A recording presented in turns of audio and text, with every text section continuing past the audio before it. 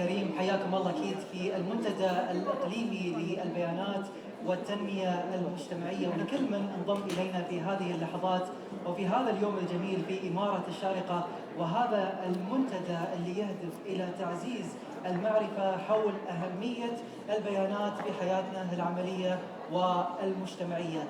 قبل ما نبدأ الخطاب الملهم الآخر، أنا أدعو أكيد الحضور وسادة الحضور أكيد أنهم يحضرون عندنا في هذه المنصة، وأكيد احنا بنكون إن شاء الله مقبلين على كلمة جميلة وملهمة كذلك في اللحظات القادمة. قبل ما نبدأ أكيد الكلمة القادمة، أنا عندي كلمة ودي أقولها اللي هي المستقبل الفعلي والحقيقي، مش الذكاء الاصطناعي والتكنولوجيا والحياة الرقمية اللي نحن نعيشها. المستقبل الحقيقي هو الإنسان اللي يعيش في كل واحد فيكم. الإنسان هو اللي قادر على توظيف هذه التقنيات من أجل خدمة البشرية، ومن أجل تحقيق التوجهات الحكومية، من أجل أكيد رعاية كل من يحتاج إلى هذه التقنيات الحديثة. خلونا نضرب مثال بسيط واقعي جدا وقريب لكم. اليوم إذا ما كانت هذه التقنيات الحديثة موجودة، وإذا ما كانوا المختصين اللي قدروا أنهم يوظفونها بالطريقة الصحيحة، ما كنا بنشوف قاعدة كبيرة من البيانات، سواء في مجال الرعاية الصحية، في مجال التعليم، في مجال المؤسسات الطبية. كم يسوى يوم تزور الطبيب في المستشفى يرجع للهيستوري، للتاريخ المرضي؟ هل يكون هذا التاريخ موجود لولا البيانات؟ إذا نحن نتساءل.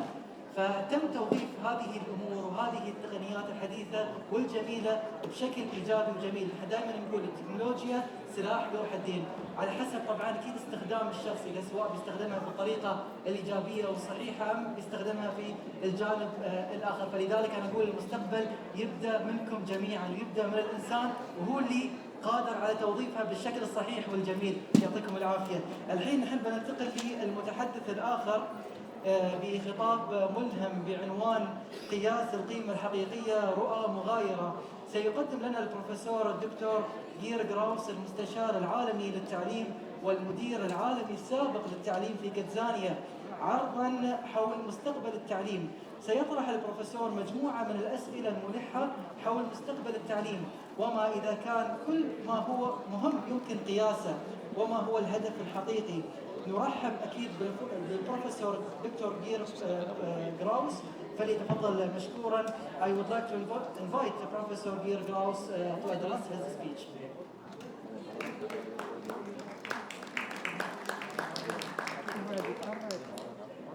Hello. How nice to be here. It feels like coming on a television program when you walk around the back. I really enjoyed that. It was amazing. Thank you for having me. Assalamu alaikum. I wanted to talk about data today. Surprise, surprise. But perhaps slightly different.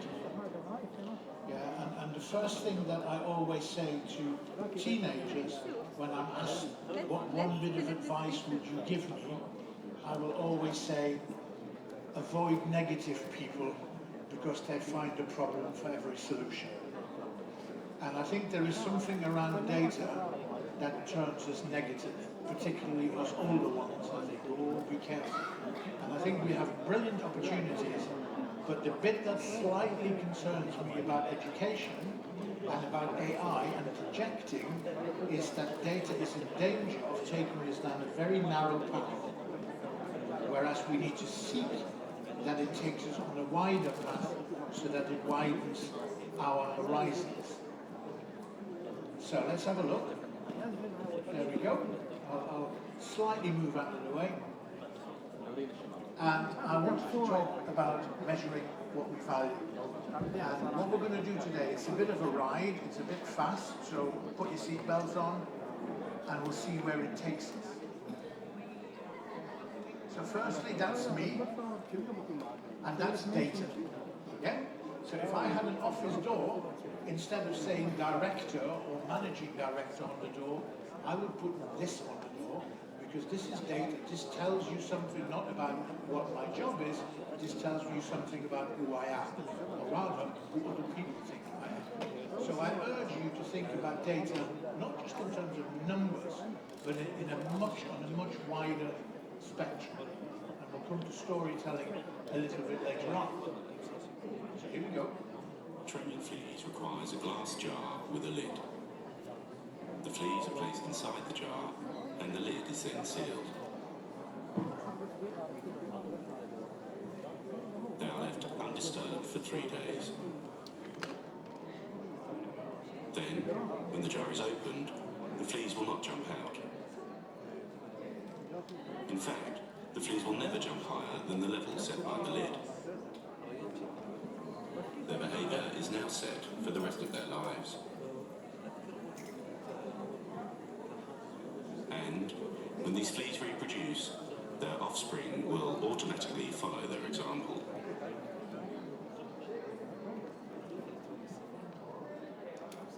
So that's data, right? Based on data, we put children, talking about now, but also communities, in jars. Those children can't do that, those girls can't do that, those poor boys can't do that, etc. So what we need to seek to do, if we use data for the positive, is to seek data to first of all lift the lid and then eventually get rid of the jar, rather than what we're doing at the moment, which is endorsing and enforcing the definition of insanity. You're not very good at mathematics? I'll make you come back on a Sunday and you can practice a bit more, is perhaps not the solution. Thinking differently will be. We need to understand in data terms that our children are more than a grade. They are more than an attendance percentage, they're more than an exclusion percentage. We live in an age now of personalization. Yeah? But in order to personalize, we need to know the people we're personalizing with and for, and we need to know them beyond the grade. Yet our schooling system is still as follows. It is still the system of the Industrial Revolution, where we needed mass employment, lots of people doing the same jobs. So what we did is we put lots of people in buildings called schools, many of them in classrooms, and either at the age of 12 or 14 or 16, depending on where we are, we opened the school gates, and the gates to the shipyards, to coal mines, or whatever it was, open at the same time. We have moved on. We are now into an age of personalization, entrepreneurship of all sorts of kinds. But we are still schooling as if we are in the Industrial Revolution. And we need to use technology and data to change that, to personalize. That's a good question, isn't it, education terms? Why do you go to school? I travel and work globally. Wherever I go, I ask children that very question. So that's data. The answer I get is data. 80% of those children, wherever I am in the world, say, I go to school because I have to. I think that's a sad answer, I think that's a bad answer, and I think it's a really weird thing to do, to go somewhere for 12, 13, 14 years because somebody else tells you that you have to go. So if we have that data, what are we going to do about it? How are we going to change what goes on in schools and outside schools to essentially change that view? And that's how we need to look at education data. We need to personalize. The personalization is, the question for me is, what picture will the child in Sharjah draw as opposed to the child in the Netherlands? What does their horizon look like? And once I know that, I can start to build on where to take them. Or rather, I can start to build so that they can take themselves. Because we need to also clearly distinguish between education and schooling. Education is 0 to 99. Schooling is a short period in which we are meant to equip the children really well so that they confidently can educate themselves for the rest of their life.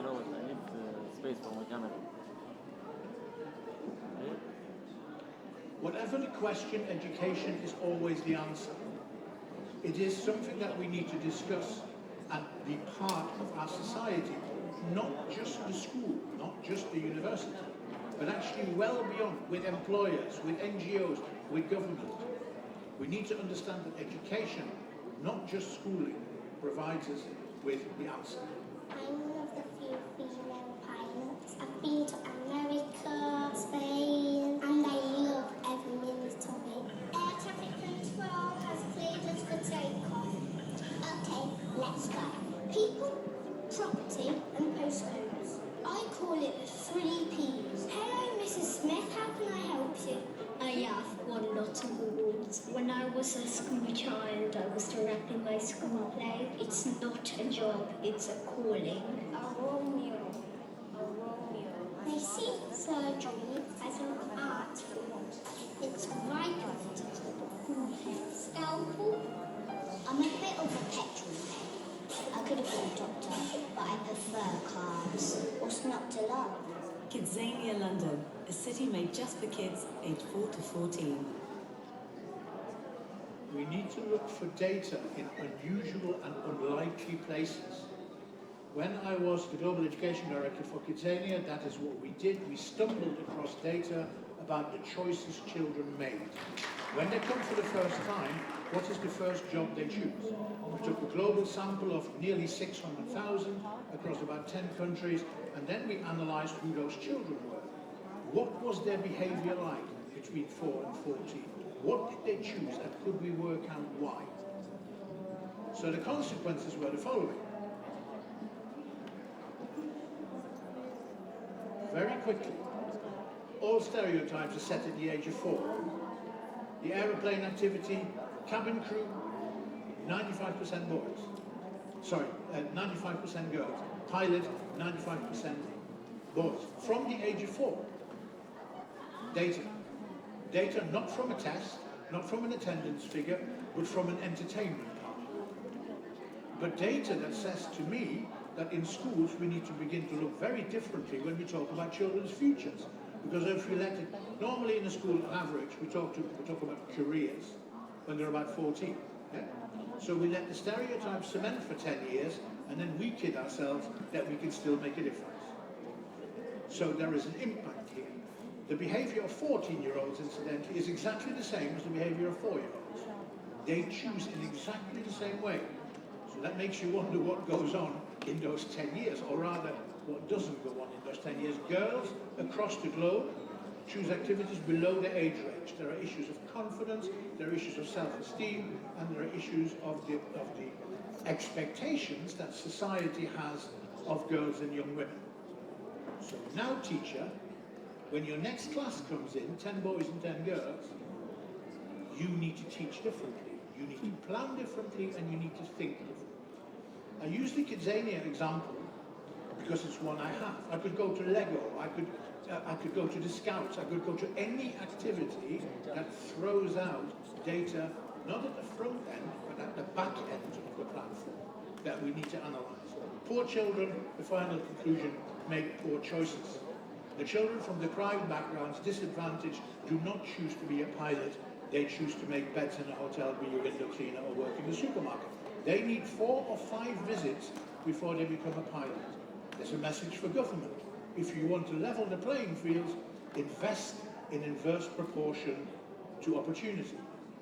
So data everywhere, but what do we do in schools? Let's have another test, and then decide their future on the narrowness of that. I think we need to grow up a little bit, yeah? And think slightly differently around those things. So we need to think that not all classrooms have 4 walls. Part of that answer about, the question, why do you go to school? Because I have to. Part of that answer doesn't lie in the school, it lies in experiences outside, so that you can make sense of them. So should we build in a provision in our education system whereby 10% of all time is spent outside the classroom? It's a thought. How do we use our cultural capital? We have museums and libraries and galleries and all those places. How many children actually go there? How many children experience those things? Should we not regulate, but should we help them? The internet, oh dear, The internet is an environment. The environment is the third teacher. The internet's nothing special, it's just out there somewhere. And we need to use it. Because one of the things that the internet lets us do, it can take us to places that we could only dream of a little while ago. So it can add awe and wonder to the experiences.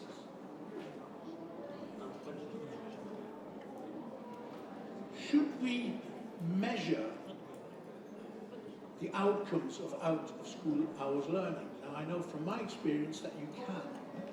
And there was a very clear finding in a big study by Cambridge University, which basically concluded that, as a result of Children's University, that children who participate voluntarily in out-of-school hours learning achieve better at school. So there's a surprise. But it was good to see it written down. And incidentally, the government reaction was, is that because you teach them mathematics? And the answer was no. What happens is, children who voluntarily participate in out-of-school hours learning become confident learners. And confident learners achieve better. That's an interesting one, isn't it? We all have inspections. In Dubai it's KHDA, here I think it's SPIA, is that right? Nice to see you. And of course in the UK we have Ofsted, and these things exist everywhere. My view is they need to change. Right? We need to have a better dialogue around it. So these were the 10 A's, as they became known, which were part of the inspection of the Children's University as an organisation. So it doesn't tell you in Ofsted terms what happens, but it actually tells you evidence that the organisation improves attendance, that the work of the organisation improves attendance and attainment and achievement. It changes attitudes from negative to positive. It gives children a sense of adventure. The awards are valued. Agency and aspiration become part of the menu. Children learn to be adaptable, and there's a degree of advocacy. Now, the reason I put those 10 A's up there is it was a big surprise at the time when they were published, because everybody was expecting an Ofsted-like report. And actually what it did, it highlighted 10 A's that made a significant difference, and the University of Cambridge said in its conclusion that schools and education departments and governments would do well to look at this and put it in the back of their minds when planning their futures.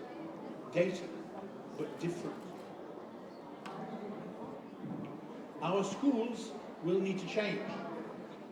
Our schools will need to become more than a school, owned by their communities, owned by their constituency, like Barcelona Football Club, Mesca Club. It is owned by its members. We need to knock down the gates, we need to open the doors, and we need to invite and coerce parents to come back into school and be co-educators. If it takes a village to raise a child, then we need to stop just talking about it, and we need to decide who the villagers are, and we need to look at the data that tells us parents as co-educators are important. Communities help make things better. And incidentally, then somebody comes and says, so what's the answer? Can you write a paper? No, I can't. One, because I'm not very good at writing, but that's another story. But much more importantly, because I'm not a member of your community. So we need to be very careful about seeing national legislation as a top-down, or is it a framework in which communities need to invent themselves? We need to think about the role that we play.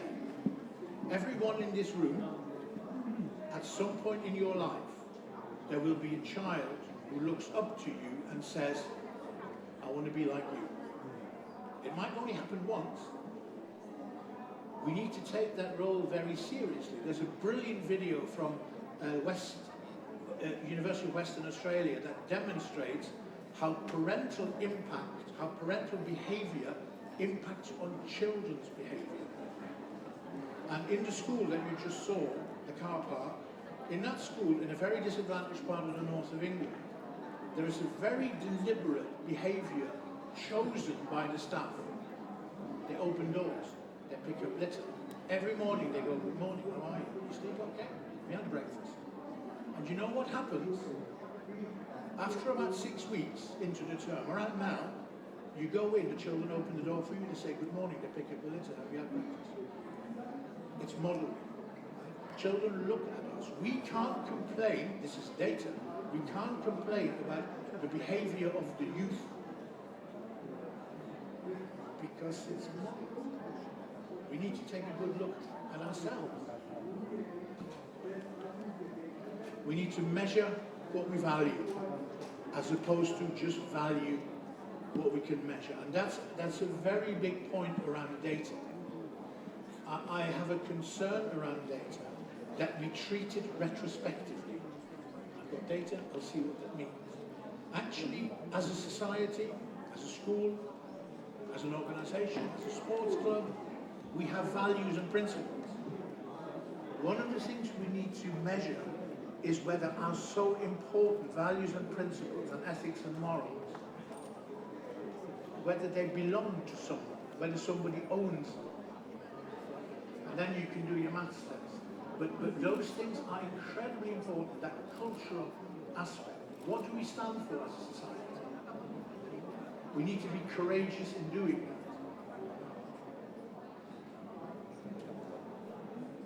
And we need to tell stories.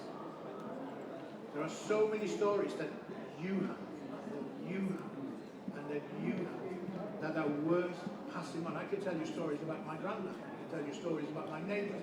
I can tell you stories about Johan Cruyff. Whatever you want to know. But there are always examples and evidence.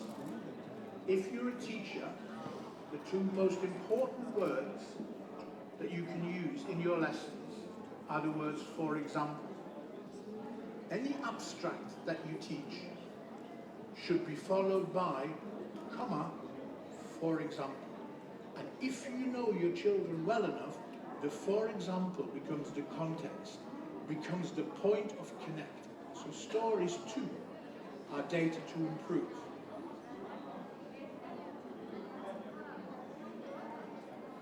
And then I'd be really happy to take any questions, and I wanted to leave some time for that, which we just about have, I think.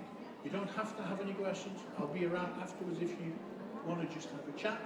If you want to ask them now or heckle, then please feel free to do so.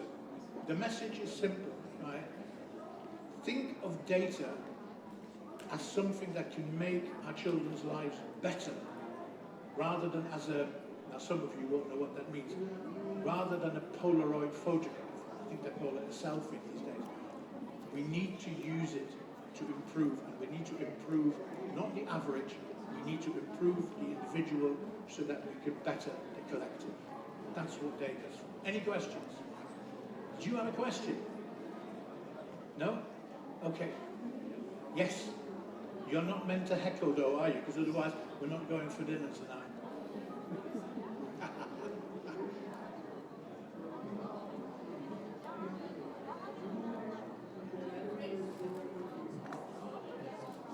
Is it? Can we turn that on?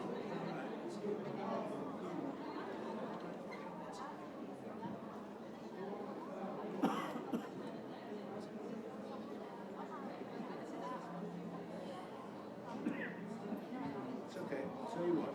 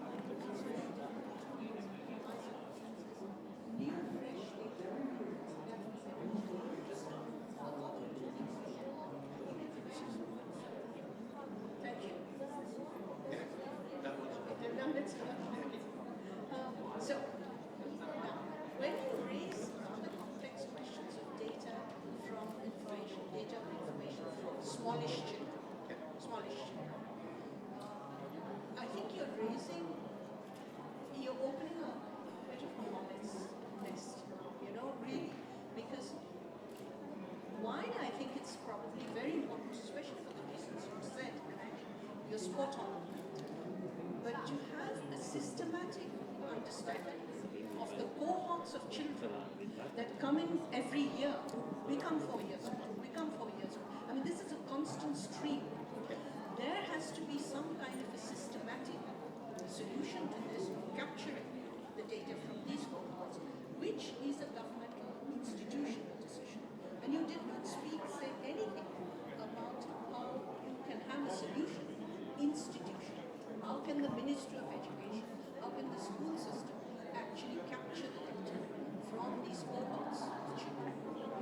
And I think that's an important issue. It is an important issue. I think I'm quite happy. A couple of observations. I'm quite happy to open hornets' nests. I think we need to sometimes. I think I too work in a national disaster. It's called the education system in the United Kingdom. And then seriously, we capture data all the time. But we capture it for reasons that I'm not quite sure in schooling. We're capturing it for reasons that I'm not convinced we actually believe in anymore, or we do anything with. So we do tests so that we appear as a country in a league table that's put together by OECD, the PISA league table. How does that exercise, is my question, how does that exercise, the PISA league table 2025, yeah, make little Deborah's life better on a Thursday afternoon in a class in Sheffield, in England? So I think there are big issues as to, yes, we can capture the data, and the data can give us a picture of what it looks like. But we have to ask ourselves the question in schooling terms, whether that data is relevant today, whether it is the right data. So if it's curriculum data, why on earth are we focusing on English and maths and science and what's happening to the arts and the humanities? Yeah? Who influences that? So I think it's a complex thing. But I agree there need to be systems. I just think the system needs to change to serve the child. I would call to say that our collective responsibility and accountability does not lie with the government and does not lie with education departments, but ultimately it lies with the child. Because why do we otherwise exist? So I think there are very big questions, and there are things hidden, deliberately hidden, in statistics by some governments. So the government in England, for example, in the publication of its statistics, hides deprivation. So if I have a school where the intake is at the age of 4, where no child can read or write, or no child can speak properly, and no child has had any experiences, and that school 7 years later reaches the national average, that is a far greater journey than the journey of the school that takes children who've been well brought up, who can do all sorts of things already when they're out. That value added, which would be incredibly helpful to know, because then I know where to look. Do you know what? I'd rather not talk about that. So I'm with you, but I wonder whether we've lost our sense of purpose in terms of looking at the data. And I am talking particularly about the English system, not necessarily the Scottish or the Welsh or the Northern Irish. And I know that there are moves here to think very differently. That doesn't mean that you take away the rigour. It means that you look at education, what it should be now and what it should be in the future, and that you recognise each individual child in that, as opposed to the Industrial Revolution. So you're right, but opening the hornet's nest is probably singularly the most important thing to do, because it needs to become a public debate, and it needs to be something that is collectively open. In the school that you saw, the mantra is, every child is everyone's responsibility. Social workers, healthcare, parents, whoever is out there, make their contribution. That needs to be measured too. So schools need to change. We need to allow parents in. We need to work with parents as co-educators. And parents need to stop thinking that just because they write the check, they can absorb their responsibility. All that data exists. But if we're serious about, which is why it's so linked to values and my passion, if we're serious about making it better, then we just need to use data differently, and sometimes we need different data. That would be my point. We'll talk over dinner later, right? Are we out of time now? Are we? That was a very firm yes, wasn't it? Here? She's brilliant, isn't she? I'd like to thank, incidentally, all the organisers and the brilliant staff here for certainly making our lives much easier and yours much more enjoyable. It's been a pleasure, as always, to be with you. Take good care and hopefully see you soon. Thanks ever so much.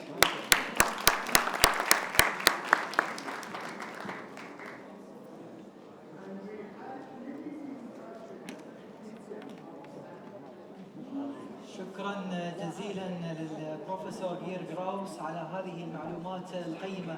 Thank you so much, Professor Graus, for the informative presentation. Thank you so much. حضورنا الكريم، الآن ندعوكم إلى الضيافة ونبدأ إن شاء الله الساعة 1:30 بالضبط، مثل ما خبروني أكيد القائمين على هذا المنتدى الجميل. إن شاء الله نشوفكم الساعة 1:30. عندنا جلسة جدا جميلة، وبعد ذلك لقاء ملهم مع شخصية ملهمة في وسائل التواصل الاجتماعي. حياكم الله أكيد في منصتنا وفي منتدانا الجميل. شكرا لكم.